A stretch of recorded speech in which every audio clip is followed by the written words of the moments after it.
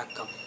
அனைத்து உறவுகளுக்கும் எனது இனிய காலை வணக்கத்தை தெரிவித்துக் கொள்கிறேன். உங்களிடத்தில் ஒரு சிறு ஜோதிட குறிப்பை பகிர்ந்து கொள்ள வருகிறேன். இது மிகவும் முக்கியமான ஜோதிட குறிப்பு. இதை நீங்கள் நன்கு கவனித்துக் கொள்ள வேண்டும். ஒரு ஜாதகத்தில் ஆண் ஜாதகமாக இருந்தாலும் சரி, பெண் ஜாதகமாக இருந்தாலும் சரி, லக்னத்திற்கு ஆறாம் வீட்டின் அதிபதி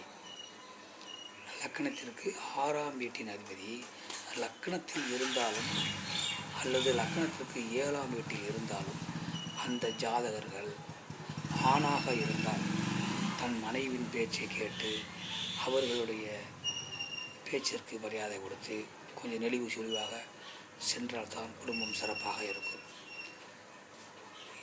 அதே ஜாதகம் பெண் ஜாதகமாக இருந்தால் தன் கணவன் பேச்சை கேட்டு கணவனுக்கு நெளிவு சுழிவாக நடந்து கொண்டால்தான் அந்த வாழ்க்கை சிறப்பாக இருக்கும். ஆதலால் ஆணாக இருந்தாலும் சரி, பெண்ணாக இருந்தாலும் சரி, லக்கணத்திற்கு 6ஆம் வீட்டின் அதிபதி லக்கணத்திற்கு 7ஆம் வீட்டில் இருந்தால் நெளிவு சுழிவாக செல்ல வேண்டும்.